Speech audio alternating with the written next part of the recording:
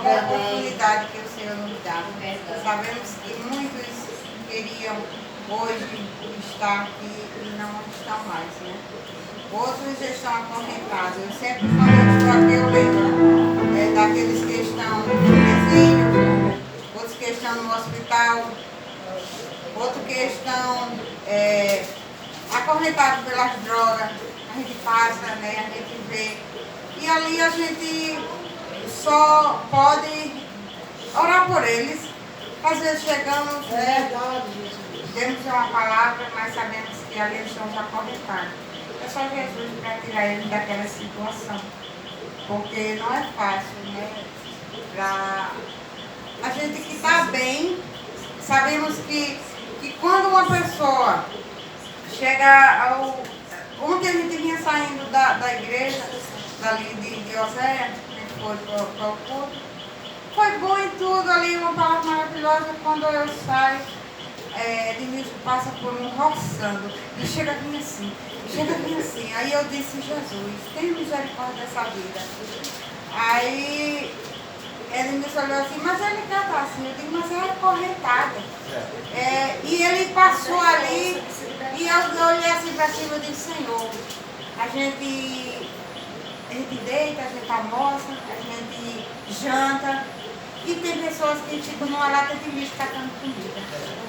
Às vezes a gente está jantando, tem um irmão da gente passando por privação e a gente não sabe. Então, todas as vezes, a minha sogra, eu não estou falando aqui por falar não, eu tenho esse costume, ela sabe lá em casa, toda vez que eu vou orar, e às vezes até eu me esqueço, aí eu me engasgo, aí eu me lembro. Eu oro pela minha comida, porque eu oro pelo café da manhã, pelo almoço, pelo jantar. Eu agradeço a Deus pela dormida, pela roupa que eu visto hoje.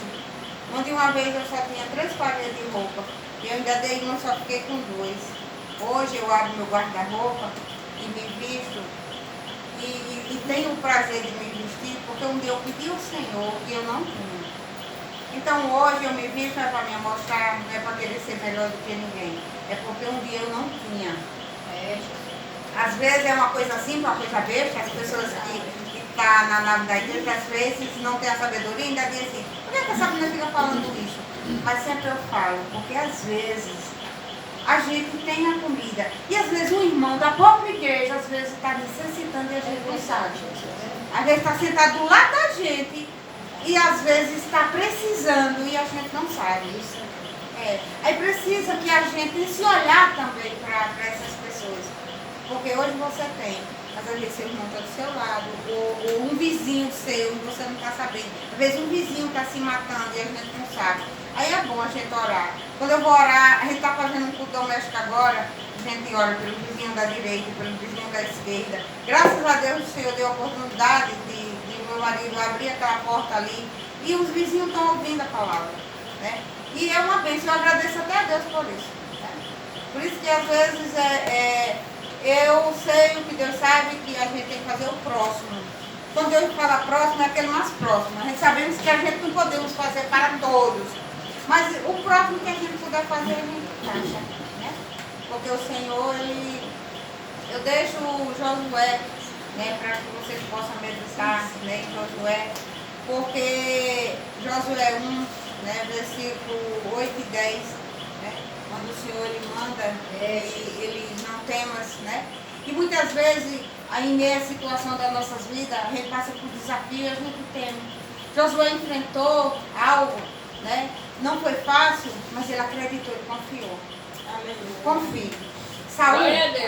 Saul, quando ele se viu em meio à situação, né, em meio à pressão, né, ele errou, né, ele desobedeceu.